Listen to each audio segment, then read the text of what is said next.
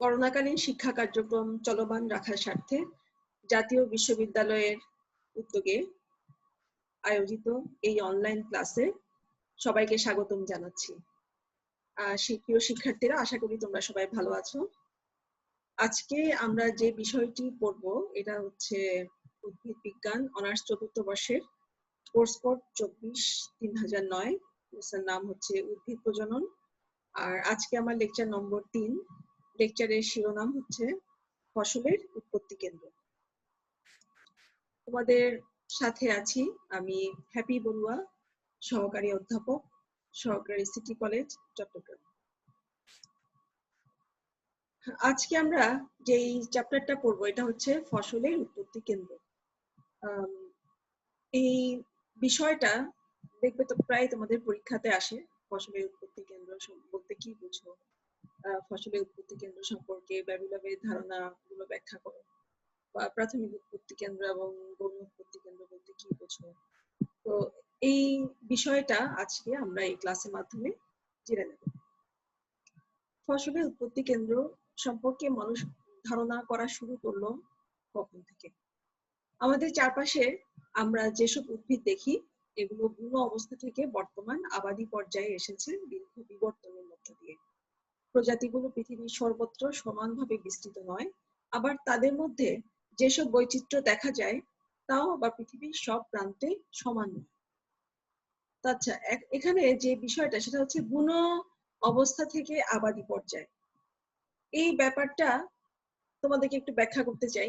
এটা হচ্ছে কি, পৃথিবীর আদিম অবস্থায় যখন বিভিন্ন এলাকায় যখন উদ্ভিদ যখন আসে তখন সেখানে কিছু বুনো প্রজাতি দেখা যায়, এবং মানুষ যখন তার চারপাশের উদ্ভিদগুলোকে যখন দেখে এবং পর্যবেক্ষণ করে তখন সে দেখে যে কোনো কোনো উদ্ভিদ তার জন্য উপকারী, কোনো কোনো উদ্ভিদ খেয়ে তার পেট ভরে, কোনো উদ্ভিদ দিয়ে সে ঘর বানায়, কোনো উদ্ভিদ দিয়ে তার রোগ সারে।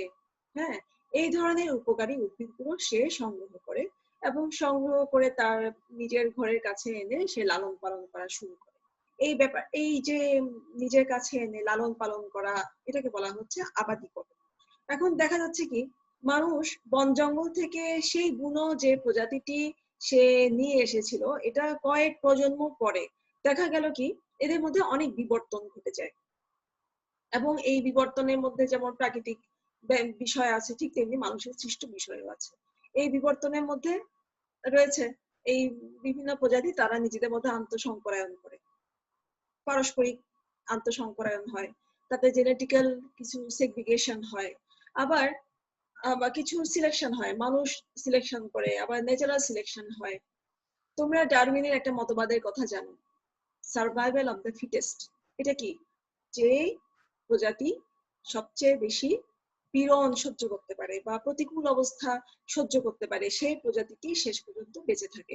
এবং এই যে বেঁচে থাকার এই বিষয়টি, এটাকে বলা হচ্ছে ন্যাচারাল সিলেকশন। আবার মানুষের সৃষ্ট কিছু সিলেকশন আছে, যেমন এই যে প্রথমে বললাম মানুষ কিছু উদ্ভিদকে বাছাই করে নিয়ে আসে, ঠিক তেমনি বিভিন্ন পশু পাখিও তাদের ভক্ষণযোগ্য যে সমস্ত উদ্ভিদ সেগুলোকে তারা খায় এবং তারা খেয়ে সেখান থেকে বীজগুলোকে অন্য কোথাও নিয়ে গিয়ে সেই বীজগুলোকে তারা বিসরণে তারা সাহায্য করে। এইভাবে দেখা যায় কি পৃথিবীর বিভিন্ন এলাকায় উদ্ভিদের মধ্যে অনেক অনেক বৈচিত্র্য সৃষ্টি হয়, এবং এই যে বিভিন্ন বৈচিত্র্যতা সৃষ্টি হওয়া বা ডাইভার্সিফিকেশন, এইগুলো দেখে মানুষের প্রথম মনে হলো যে এই যে আবাদি জাত, এই আবাদি এই ফসলটা উৎপত্তি কেন্দ্র আসলে কোথায় কোথায় প্রথম এরা উৎপত্তি লাভ করে। এই নিয়ে বিভিন্ন গবেষণা হতে থাকে গত 100 বছর ধরে।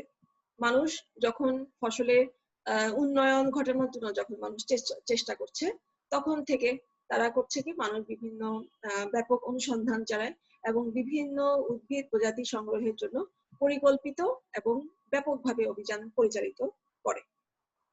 তো এই পর্যায়ে সোভিয়েত ইউনিয়নের উদ্ভিদ বিজ্ঞানী নিকোলাই ইভানোভিচ ব্যাবিলভ, বা ওনাকে আমরা NI ব্যাবিলভ হিসাবে আমরা চিনি, তার সহযোগিতাকে নিয়ে 1923 থেকে 1933 এই 10টি বছর পৃথিবীর 60টি দেশে ভ্রমণ করে সেখান থেকে বিভিন্ন ফসলি উদ্ভিদের বীজ সংগ্রহ করেন এবং এইসব উদ্ভিদের বৈশিষ্ট্য পর্যবেক্ষণ করে ফসলের উৎপত্তি কেন্দ্র সম্পর্কে ধারণা দেন। তাহলে ওনারা করলেন কি, পৃথিবীর বিভিন্ন প্রান্তে ওনারা ভ্রমণ করেন এবং সেখান থেকে ফসলগুলোর বৈশিষ্ট্য দ্বারা পর্যবেক্ষণ করা শুরু করেন। ইনি হলেন N.I. ব্যাবিলভ, 1887 থেকে 1943। ওনার জন্ম হয় রাশিয়াতে এবং ওনার জীবনের সিংহভাগ সময় উনি ব্যয় করেছেন ফসলের উৎপত্তি কেন্দ্র সম্পর্কে জানতে গিয়ে, ফসলের জার্মপ্লাজম সম্পর্কে জানতে গিয়ে।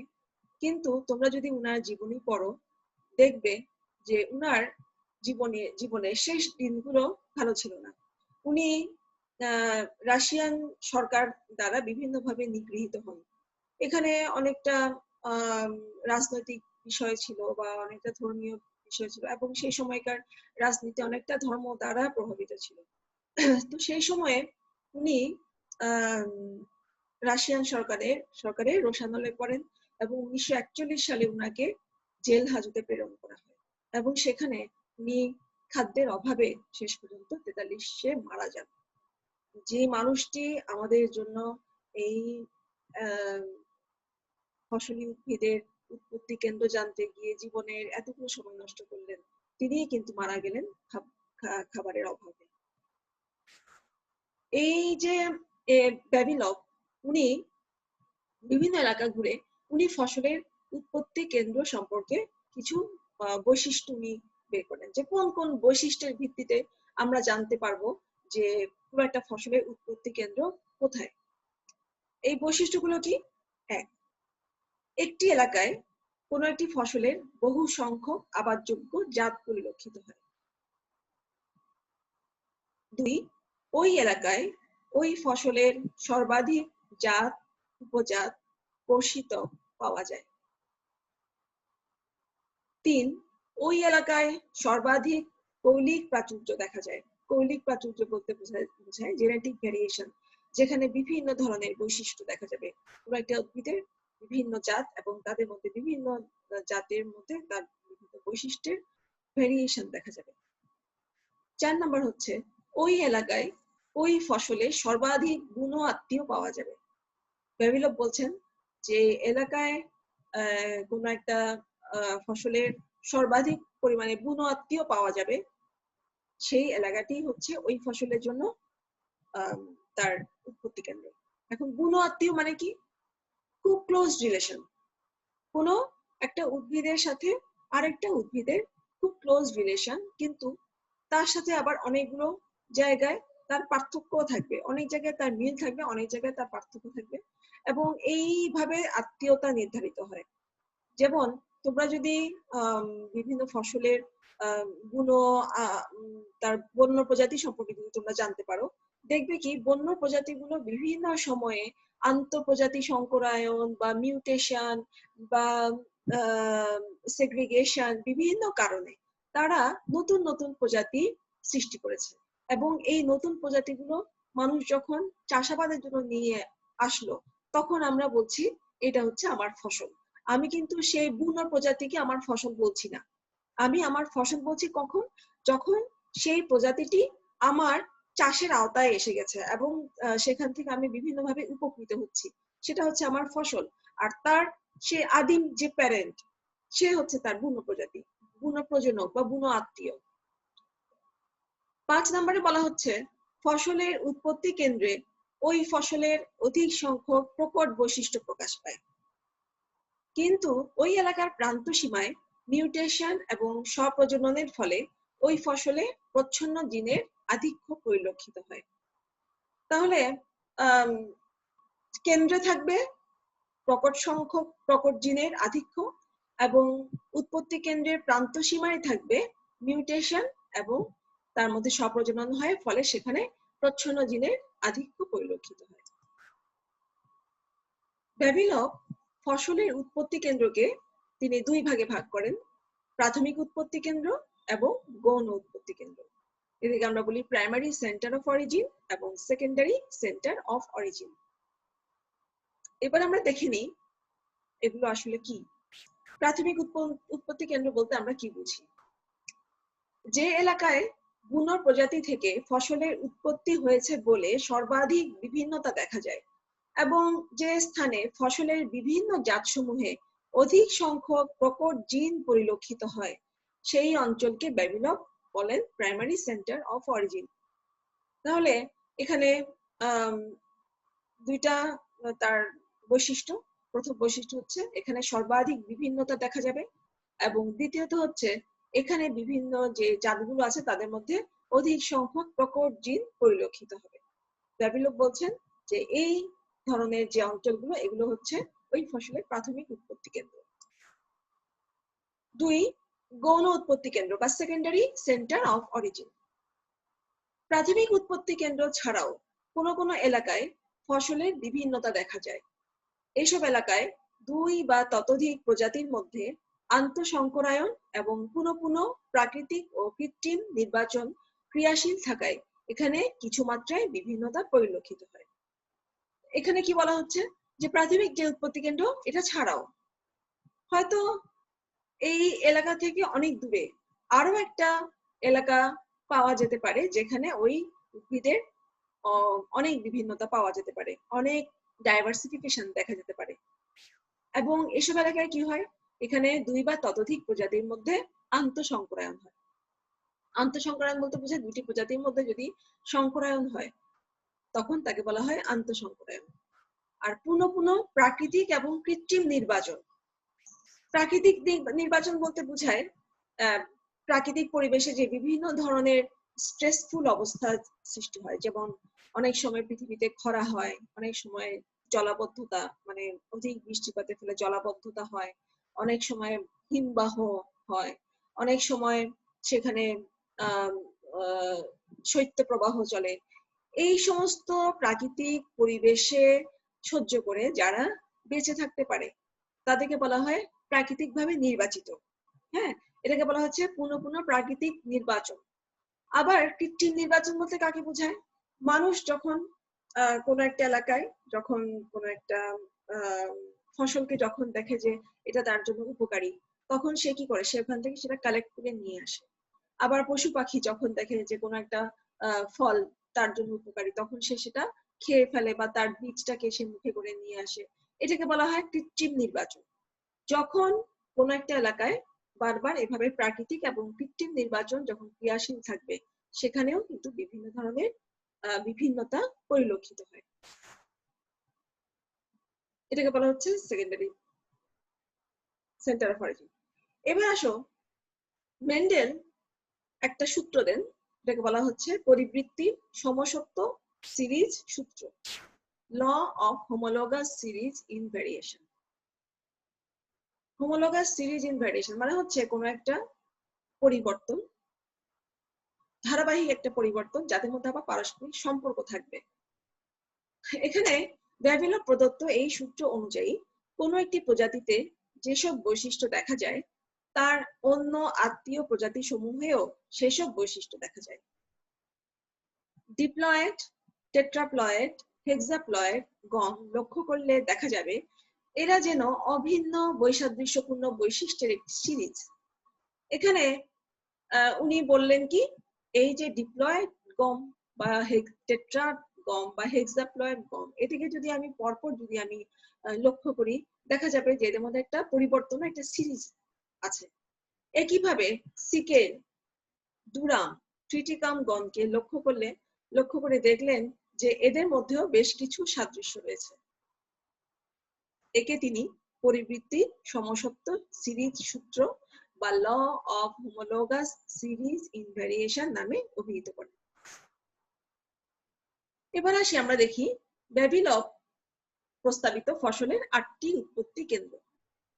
ডেভেলপ এই যে বললাম যে সারা পৃথিবীতে উনি 10 বছর ধরে উনি ঘুরেন এবং 10 বছর ধরে উনি যে বিপুল পরিমাণ উদ্ভিদ বা তাদের অংশ বা তাদের বীজ এতে সংগ্রহ করলেন, সেখান থেকে উনি বিশ্লেষণের মাধ্যমে উনি পুরো পৃথিবীকে 8টি উৎপত্তি কেন্দ্রে উনি বিভক্ত করেন। মানে আবাদি যে সমস্ত ফসল আছে তাদের আসলে উৎপত্তি কোথা থেকে হয়েছিল এটাকে বলা হচ্ছে উৎপত্তি কেন্দ্র। এবং এই 8টি উৎপত্তি কেন্দ্র কি কি? 1 নম্বরে বলা হচ্ছে চীন দেশীয় উৎপত্তি কেন্দ্র, the Chinese centre of origin. 2 দক্ষিণ পূর্ব এশীয় উৎপত্তি কেন্দ্র, the south East Asian centre of origin. 3 মধ্য এশীয় উৎপত্তি কেন্দ্র বা the central Asian centre of origin. 4 Asia minor উৎপত্তি কেন্দ্র বা Asia minor centre of origin. 5 ভূমধ্যসাগরীয় উৎপত্তি কেন্দ্র, the Mediterranean centre of origin. 6 আবিসিনীয় উৎপত্তি কেন্দ্র, the Abyssinian centre of origin. 7 দক্ষিণ মেক্সিকান এবং মধ্য আমেরিকান উৎপত্তি কেন্দ্র, the South Mexican and Central American centre of origin. 8 দক্ষিণ আমেরিকান বা পেরুভিয়ান, ইকুয়েডরিয়ান, বলিভিয়ান উৎপত্তি কেন্দ্র, দ্য সাউথ আমেরিকান আর Peruvian, Ecuadorian, Bolivian centre of origin. এই 8টি কেন্দ্র। এখন এই 8টি কেন্দ্রকে এই যে পৃথিবীর মানচিত্রে যদি আমরা দেখাই, সেখানে আমরা এইভাবে আমরা দেখতে পাই, চায়না, সাউথ ইস্ট এশিয়া, এদিকে অস্ট্রেলিয়া, সেন্ট্রাল এশিয়া, হ্যাঁ, এভাবে বিভিন্ন এলাকা এখানে চিহ্নিত করা হলো। এখন এখানে আবার কোন কোন উদ্ভিদ এখানে আবাদীকরণ হয়েছে বা কোথায় তাদের উৎপত্তি হয়েছে সেগুলো এখানে একটা লিস্ট আকারে এখানে দেওয়া হয়েছে। আমরা এবার ডিটেলস একটু পড়ি। চীন দেশীয় উৎপত্তি কেন্দ্র, the Chinese centre of origin. একে আবাদি ফসলের বৃহত্তম এবং প্রাচীনতম উৎপত্তি কেন্দ্র বলা হয়।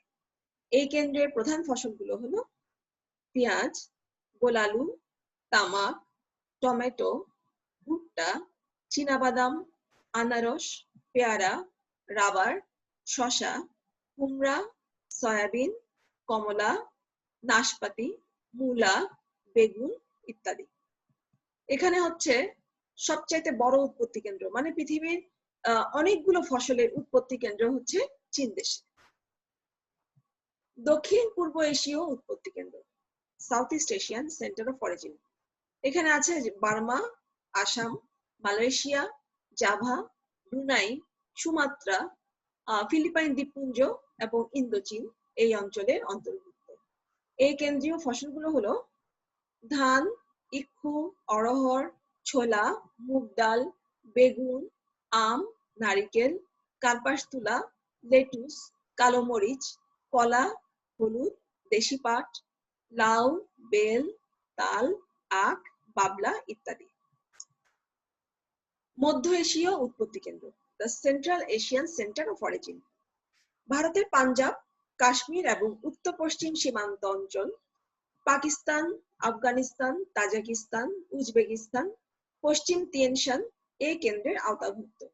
আর এই কেন্দ্রের প্রধান ফসলগুলো কি?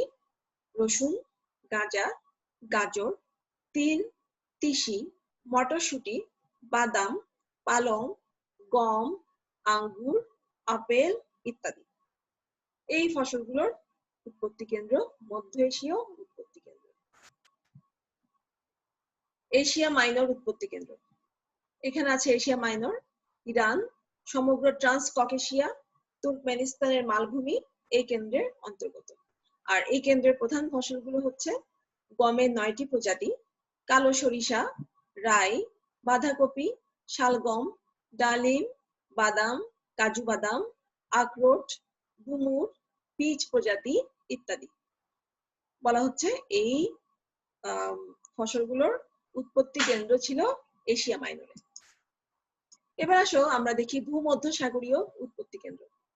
ভূমধ্যসাগরের উপকূলীয় দেশগুলো যেমন স্পেন, ফ্রান্স, রোমানিয়া, ইরাক, মিশর, তুর্কি ইত্যাদি এই কেন্দ্রের অন্তর্ভুক্ত। দানা এবং ডাল শস্যের জাতীয় বেশ কয়েকটি গুরুত্বপূর্ণ উদ্ভিদের উৎপত্তি হয়েছে এই কেন্দ্রে, যেমন ফুলকপি, বাঁধাকপি, সুগার বিট, মসুর, খেসারি, ছোলা, মটরশুঁটি, লেটুস, বার্লি, দুরাম গম, এমার গম, শিম ইত্যাদি। এই যে ফসলগুলো এদের উৎপত্তি হয়েছে ভূমধ্যসাগরীয় উৎপত্তি কেন্দ্র। আবিসিনীয় উৎপত্তি কেন্দ্র, ইথিওপিয়া এবং ইরিত্রিয়া এই কেন্দ্রের অন্তর্ভুক্ত। এই কেন্দ্রের প্রধান ফসলগুলো হলো কফি, ঢেঁড়স, বার্লি, জোয়ার, বাজরা, কুসুম ফুল, ভেরেন্ডা, গম প্রজাতি, কাঁঠালি শিম ইত্যাদি। এবার আমরা দেখি দক্ষিণ মেক্সিকান এবং মধ্য আমেরিকান উৎপত্তি কেন্দ্র।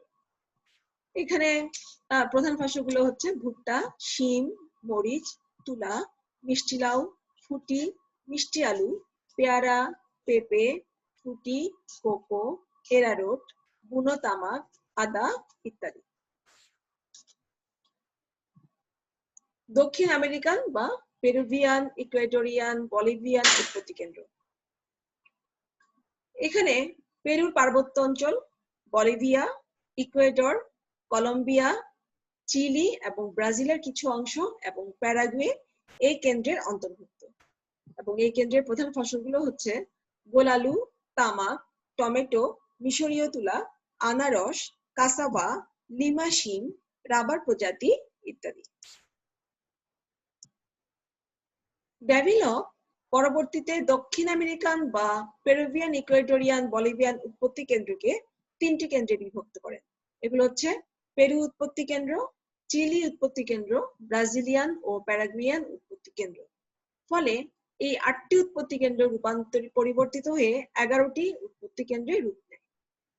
তাহলে ডেভিলপ শেষ পর্যন্ত পুরো পৃথিবীকে উনি 11টি উৎপত্তি কেন্দ্রে বিভক্ত করেন। এবার আসো উৎপত্তি কেন্দ্র এবং প্রাচুর্যের কেন্দ্র, এই দুটোর মধ্যে আমরা কোনো পার্থক্য করতে পারি কিনা। এখানে ডেভিলপ যে কথাটা বলেন সেটা হচ্ছে কোন একটা ফসলের উৎপত্তি কেন্দ্র আমরা চিহ্নিত করব কিভাবে, যেখানে কোন একটা ফসলের সর্বাধিক পরিমাণে তার জেনেটিক ভেরিয়েশন দেখা যাবে। সে কারণে ডেভিলপের মতে উৎপত্তি কেন্দ্র মানেই হচ্ছে প্রাচুর্যের কেন্দ্র। কিন্তু সিডি ডার্লিংটন উনি বললেন যে ডেভিলপের এই কথাটা আসলে ঠিক নয়। উনি বেশ কিছু তথ্য প্রমাণ হাজির করলেন। তিনি বললেন কি, কোন একটি ফসলকে মানুষ তার প্রয়োজনে উৎপত্তি কেন্দ্র হতে বহু দূরে সরিয়ে এনেছে এবং পরবর্তীতে সংকরায়ন, পৃথকীকরণ এবং নির্বাচন ক্রিয়ার সাহায্যে ভিন্ন স্থানে তার প্রাচুর্যের কেন্দ্র তৈরি হয়েছে। যেমন পৃথিবীর সিংহভাগ রাবার মালয়েশিয়াতে উৎপন্ন হলেও এর উৎপত্তি ঘটেছে দক্ষিণ আমেরিকায়। মানে মালয়েশিয়ায় রাবারের সবচেয়ে বেশি পরিমাণে তার ভ্যারিয়েশন পাওয়া যেতে পারে বা তার প্রাচুর্য পাওয়া যেতে পারে, কিন্তু এর উৎপত্তি ঘটেছে দক্ষিণ আমেরিকায়। তাহলে উৎপত্তি কেন্দ্র মানেই প্রাচুর্যের কেন্দ্র নয়, যেটা ডেভিলপ বলেছিলেন। আবার এশিয়া মাইনরে ষষ্ঠপ্রস্থি গমের উৎপত্তি হলেও ডেভিলপ আফগানিস্তানে এর সর্বোচ্চ বিভিন্নতা লক্ষ্য করেন। তার মানে কি, ষষ্ঠপ্রস্থি গমের উৎপত্তি হয়েছে এশিয়া মাইনরে। ষষ্ঠপ্রস্থি মানে কি হেক্সাপ্লয়েড, এবং হেক্সাপ্লয়েড গমের উৎপত্তি হয়েছে কিন্তু দুইটা গমের মিলনের মাধ্যমে। একটা হচ্ছে এমআর গম আর একটা হচ্ছে ডুরাম, এই এজিলপস। হ্যাঁ, এই দুটা গম, একটা ডিপ্লয়েড, অন্যটা হচ্ছে টেট্রাপ্লয়েড, এবং ডিপ্লয়েড টেট্রাপ্লয়েডের সংকরায়নের ফলে একটা হেক্সাপ্লয়েড গমের উদ্ভাবন হয়েছে, যেটা এশিয়া মাইনরে উৎপন্ন হয়েছিল। কিন্তু আফগানিস্তানে কিন্তু এই সর্বোচ্চ বিভিন্নতা লক্ষ্য করেন ডেভিলপ। কাজেই উৎপত্তি কেন্দ্র মানেই বিভিন্নতা বা প্রাচুর্যের কেন্দ্র নয়। এটা সিডি ডার্লিংটন উনি এই কথাগুলো প্রমাণ করলেন। এবারে আমরা আরেকটা টার্ম আমরা পাচ্ছি, এটাকে বলা হচ্ছে রূপান্তরিত উৎপত্তি কেন্দ্র। ডেভিলপ যে সমস্ত বৈশিষ্ট্যের ভিত্তিতে যে 8টি উৎপত্তি কেন্দ্রে পৃথিবীকে বিভক্ত করেছিলেন বা পরবর্তীতে 11টি সেন্টার অফ অরিজিনে পৃথিবীকে বিভক্ত করেছিলেন, পরবর্তীতে বিভিন্ন বিজ্ঞানী কিন্তু এর বিপক্ষে নানান ধরনের সমালোচনা করেন। এবং এই সমালোচনার বিষয়গুলো ছিল যে কোনো একটা ফসল বিভিন্নভাবে বিবর্তিত হয়, বা কোনো একটা ফসল যেখানে উৎপন্ন হয় ঠিক সেখানে হয়তো পরবর্তীকালে তাকে হয়তো সেখানে আর পাওয়াও যায় না, এবং সেখান থেকে অনেক দূরে গিয়ে অন্য কোথাও গিয়ে তার আবার বৈচিত্র্য বা বিভিন্নতা আমরা পাই। তাহলে আমরা যদি বৈচিত্র্য দেখে কোনো একটা উদ্ভিদের সেন্টার অফ অরিজিন যদি আমরা নির্ধারণ করতে চাই, তাহলে এক্ষেত্রে কিন্তু আমি ভুল পথে চলে যাচ্ছি। কারণ কি, কোন একটা ফসলের বুনো প্রজাতি রয়ে গেছে হয়তো অনেক দূরে, যেখানে তার কোনো বিভিন্নতা আর ডেভেলপ করে নাই, কারণ সেখানে প্রাকৃতিক নির্বাচন বা মানুষ সৃষ্ট নির্বাচন বা বিভিন্ন কারণে সেখানে তার কোনো ডাইভার্সিফিকেশন হয়নি। কিন্তু এই প্রজাতিটি যখন অনেক দূরে আর কোথাও আসলো, সেখানে গিয়ে কিন্তু বিভিন্নভাবে তার মধ্যে সেগ্রিগেশন বা মিউটেশন বা বিভিন্ন কারণে তার মধ্যে বিভিন্নতার সৃষ্টি হয়েছে। তাহলে এই যে বিভিন্নতার সৃষ্টি হলো, এটার কারণে আমরা বলতে পারি যে এই উদ্ভিদের সেকেন্ডারি অরিজিন যেটা, এটাকে তখন বলা হতে পারে যে এইটাকে তখন বলা হতে পারে এটা রূপান্তরিত উৎপত্তি কেন্দ্র। এবং তারা আরো বললেন, আরো অনেকগুলো তারা তথ্য প্রমাণ ওনারা দেন, এবং সেখানে দেখা গেছে যে স্পেনে বিভিন্ন ফসলের বহু সংখ্যক জাত এবং প্রজাতি পাওয়া গেছে, এমনকি সেখানে প্রতিটি প্রজাতির উপপ্রজাতির সংখ্যা ওই প্রজাতির প্রকৃত উৎপত্তি কেন্দ্র অপেক্ষা বেশি।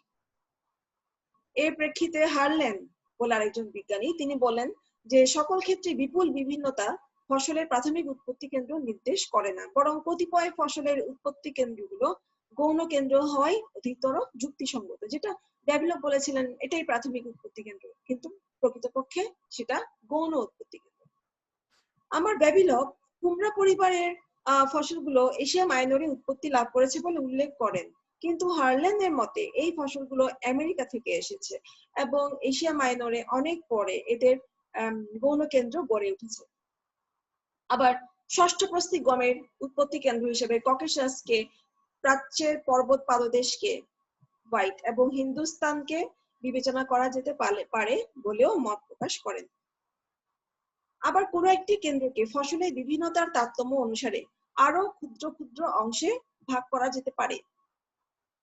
ব্যাবিলভ এসব কেন্দ্রের ক্ষুদ্র অংশকে অ্যাগ্রো-ইকোলজিক্যাল গ্রুপ হিসেবে উল্লেখ করেন, যেখানে ফসলের বিভিন্নতা তারতম্যকে তারা করলেন কি ছোট ছোট আরো অনেকগুলো সেন্টারে ওনারা বিভক্ত করেন।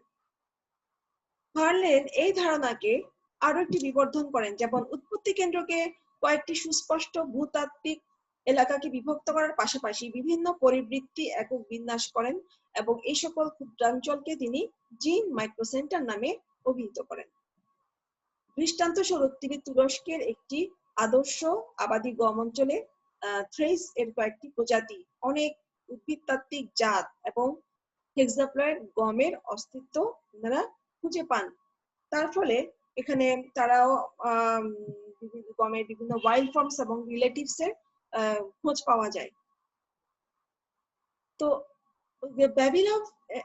ব্যাবিলভের ককেশাস অঞ্চলের তথ্য প্রমাণাদির সাথে এই সকল তথ্যাদি যুক্ত হওয়াতে এটাই প্রমাণিত হয় যে বিবর্তনের সক্রিয় প্রভাবে বর্তমানে কেন্দ্রসমূহ কয়েক শতাব্দী পরে ফসলের প্রকৃত উৎপত্তি কেন্দ্র হিসেবে শনাক্ত করা কঠিন হয়ে পড়বে। এবং সেখানে এই যে বেকার, কলিন্স, হাচিনসন, বিটেকার, সিমন্স এই বিজ্ঞানীরা একমত হয়ে তারা ফসলের উৎপত্তি কেন্দ্র হিসেবে 16টি কেন্দ্রের উল্লেখ করেন। ব্যাবিলভ 11টি কেন্দ্রের কথা বলেন, কিন্তু ওনাদের কাছে মনে হয়েছে বা ওনারাও বিভিন্ন তথ্য প্রমাণ দিলেন যে প্রকৃতপক্ষে এখানে ওনারা যে জিন মাইক্রোসেন্টার কথা বললেন, যে এখানে যে ছোট ছোট যে অনেকগুলো সেন্টারে এদেরকে বিভক্ত করা যায়, এই ব্যাপারগুলোকে এনে ওনারা 16টি কেন্দ্রের কথা উল্লেখ করেন। এগুলো হলো দক্ষিণ পশ্চিম এশিয়া অঞ্চল, 2 ভূমধ্যসাগরীয় অঞ্চল, 3 ইউরোপ অঞ্চল, 4 আবিসিনিয়া অঞ্চল, 5 মধ্য আফ্রিকা অঞ্চল, 6 পশ্চিম আফ্রিকা অঞ্চল, 7 মধ্য এশিয়া অঞ্চল, 8 ইন্দো বার্মা অঞ্চল, 9 দক্ষিণ পূর্ব এশিয়া অঞ্চল, 10 চীন অঞ্চল, 11 মেক্সিকো অঞ্চল, 12 যুক্তরাষ্ট্র অঞ্চল, 13 মধ্য আমেরিকা অঞ্চল, 14 পেরু অঞ্চল, 15 চিলি অঞ্চল, 16 ব্রাজিল প্যারাগুয়ে অঞ্চল। এই যে 16টি অঞ্চল, এই 16টি অঞ্চলে বর্তমানে আধুনিক যে ট্যাক্সোনমিস্ট বা প্ল্যান্ট ব্রিডিং নিয়ে যারা গবেষণা করছেন, তারা বললেন যে পুরো পৃথিবীকে এই 16টি ছোট ছোট অঞ্চলে বিভক্ত করা যায় এবং এই অঞ্চলগুলোতে বিভিন্ন ফসলের উৎপত্তি বা তাদের বিস্ফোরণ বা তাদের বিভিন্নতা সম্পর্কে তারা একটা বিশদ বর্ণনা দেন। এবারে আমরা দেখি উদ্ভিদ প্রজননে বেবিলভের ধারণা কিভাবে আমরা প্রয়োগ করব। বেবিলভের ধারণা যদি আমরা সে সম্পর্কে যদি আমাদের প্রত্যক্ষ ধারণা যদি থাকে, আমরা জানতে পারবো যে কোনো একটা ফসলের জার্মপ্লাজম সম্পর্কে আমাদের জ্ঞান লাভ করা যায়। যেমন ধরো আমরা কোনো একটা উদ্ভিদের জাত উন্নয়ন করতে যাচ্ছি, তাহলে সেই জাতের মধ্যে যদি আমরা বিশেষ কোনো বৈশিষ্ট্য যদি আমরা আনতে চাই, তাহলে আমাদেরকে আগে জানতে হবে যে এই উদ্ভিদের সর্বাধিক বিভিন্নতা কোথায় পাবো বা এই উদ্ভিদের জার্মপ্লাজমটি কোথায় সংরক্ষিত আছে। 2, প্রাথমিক এবং গৌণ উৎপত্তি কেন্দ্র সম্পর্কে ধারণা লাভ। বেবিলভ বিভিন্ন উদ্ভিদের প্রাথমিক এবং গৌণ উৎপত্তি কেন্দ্র সম্পর্কে বলেছিলেন। তো আমি যদি এই উৎপত্তি কেন্দ্র সম্পর্কে যদি আমার যদি ধারণা থাকে, তাহলে আমি যখন প্ল্যান্ট ব্রিডিং যখন করতে যাব, তখন এই সমস্ত উৎপত্তি কেন্দ্র থেকে আমি উদ্ভিদ সংগ্রহ করব এবং সেখান থেকে তাকে এনে তাকে ব্রিডিং কার্যক্রমের আওতায় এনে আমি আমার আবাদি জাতের উন্নয়ন ঘটাতে পারবো। 3 নম্বরে বলা হয়েছে উদ্ভিদের প্রাথমিক উৎপত্তি কেন্দ্রে বুনো প্রজাতি দেখা যায়। এটা বেবিলভ বলেছিলেন যে প্রাথমিক উৎপত্তি কেন্দ্রে বুনো প্রজাতি দেখা যাবে। এখন আমাদের কাছে অনেক সময়ে বুনো প্রজাতিগুলো আকাঙ্ক্ষিত, যারা প্ল্যান্ট ব্রিডার, যারা প্ল্যান্ট ব্রিডিং নিয়ে যারা কাজ করেন, তাদের কাছে কিন্তু বুনো প্রজাতি অনেক বেশি ইম্পর্টেন্ট। কারণ বুনো প্রজাতির মধ্যে এমন অনেক বৈশিষ্ট্য থাকে যেগুলো আসলে পরবর্তীতে আবাদীকরণের সময় হারিয়ে গেছে। এবং এই বুনো প্রজাতির কিন্তু বিশেষ কিছু বৈশিষ্ট্য থাকে, যেমন তাদের টলারেন্স, তাদের বিভিন্ন প্রতিকূল পরিবেশের সাথে তাদের খাপ খাইয়ে নেওয়ার যে সক্ষমতা, এটা কিন্তু বুনো প্রজাতিতে আছে, যেটা আবাদি জাতের মধ্যে নাই, যেটা বিভিন্ন সময়ে আবাদের বিভিন্ন প্রক্রিয়াতে এই বৈশিষ্ট্যগুলো হারিয়ে যায়।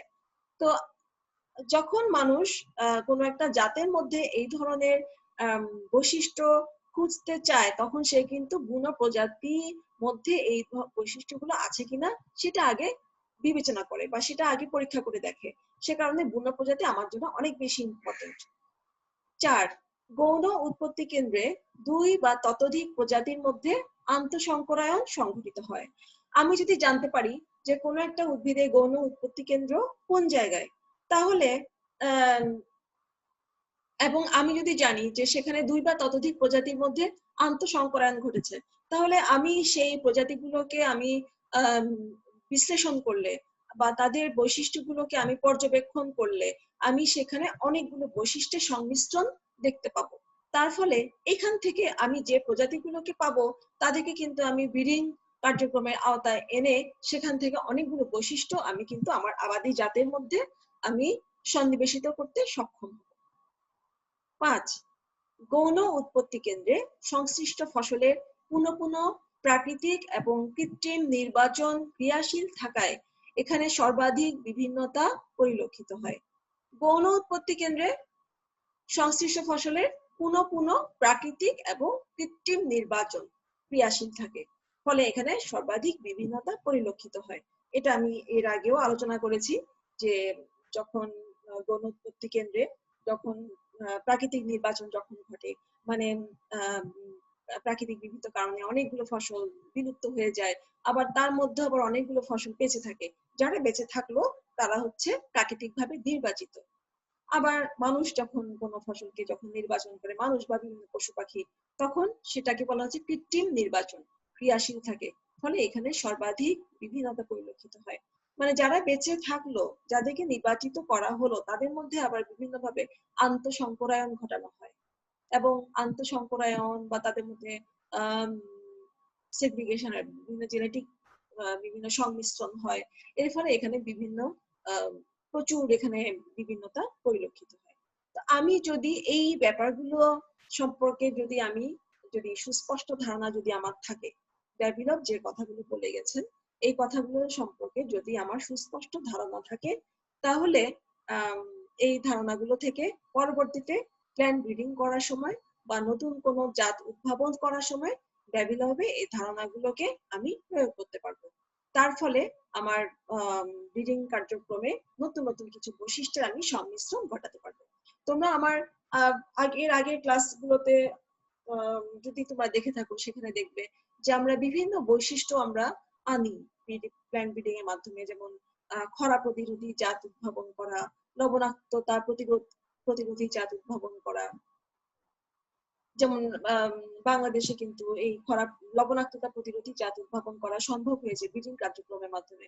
তার ফলে হয়েছে কি, লবণাক্ততা প্রতিরোধী কোনো জাত যদি আমি পটুয়াখালী অঞ্চলে যদি লাগাই, তাহলে সেখানে বা উপকূলীয় অঞ্চলে যদি আমি লাগাই, তাহলে সেখানে হবে কি, যেহেতু সেখানকার মাটি লবণাক্ত, সেই লবণাক্ততা সহ্য করে সেখানে ওই ধানের জাতটি সেখানে গ্রো করবে। তো লবণাক্ততা প্রতিরোধী জাত উদ্ভাবন, কীট পতঙ্গ প্রতিরোধী জাত উদ্ভাবন, এগুলো সবগুলোই কিন্তু আসলে এই নতুন জাতগুলো কিন্তু আসলে এইভাবে বিভিন্ন গুণজাতের বিভিন্ন বৈশিষ্ট্যগুলোকে সংমিশ্রিত করার মাধ্যমে কিন্তু আমরা পেয়েছি। আবার অনেকগুলো প্রজাতি আছে যাদের মধ্যে এই যে নতুন যে বৈশিষ্ট্যগুলো আমরা আনলাম, এই বৈশিষ্ট্যগুলো আবার অনেকগুলো প্রজাতির মধ্যে দেখা যাচ্ছে কি গুণ বৈশিষ্ট্যগুলো সবগুলো আসে না। তখন দেখা যায় কি বারবার ব্যাকক্রস করতে হয়। ব্যাকক্রস ব্যাপারটা আমরা পরে ক্লাসে আনবো, কোন একটা বিশেষ বৈশিষ্ট্যকে আনার জন্য, যখন তার ওয়াইল্ড যে তার প্রজনক, বুনো যে প্রজনক, তার সাথে যদি বারবার যদি F1 মানে তার F1 বলতে যে আমার যে প্রতিষ্ঠ আমার জন্মালো, তার সাথে যদি আমি বারবার যদি ব্যাকক্রস করি, তখন দেখা যায় কি তার বৈশিষ্ট্য সম্পূর্ণভাবে আবাদি জাতের মধ্যে স্থাপিত হয়। তো এইভাবে নতুন নতুন জাত উদ্ভাবিত হয় এবং এখানে ব্যাবিলভের এই ধারণার প্রয়োগ অবশ্যই প্রয়োজন হয়। তো আজকের ক্লাসটা তোমরা যেটা পড়লে ফসলের উৎপত্তি কেন্দ্র, এটা আসলে তোমাদের পরীক্ষাতে প্রায় দেওয়া হয় এবং এখান থেকে প্রায় প্রশ্ন আসে। যেমন ব্যাবিলভের উৎপত্তি কেন্দ্র বলতে কি বুঝো, প্রাথমিক উৎপত্তি কেন্দ্র, সেকেন্ডারি উৎপত্তি কেন্দ্র বলতে কি বুঝো, তারপর হচ্ছে ব্যাবিলভ প্রস্তাবিত উৎপত্তি কেন্দ্র সম্পর্কে ধারণা দাও, উদ্ভিদ প্রজননে ব্যাবিলভের ধারণার প্রয়োগ ব্যাখ্যা করো। তো এরকম বিভিন্ন প্রশ্ন আসে। আশা করি তোমরা আজকের ক্লাসটা ভালোভাবে বুঝতে পেরেছো। আর যদি তোমরা না বুঝে থাকো, তোমরা অবশ্যই আমাকে প্রশ্ন করে জানাতে পারো। আমার ইমেল অ্যাড্রেস দেওয়া আছে, যদি কোনো প্রশ্ন থাকে সেখানেও প্রশ্ন করে জানাতে পারো। তোমাদের সার্বিক মঙ্গল কামনা করি, তোমাদের সার্বিক সুস্থতা কামনা করি। আশা করি তোমরা সবাই ভালো থাকবে, সুস্থ থাকবে এবং ঘরে বসে লেখাপড়া করবে। সবাইকে অনেক অনেক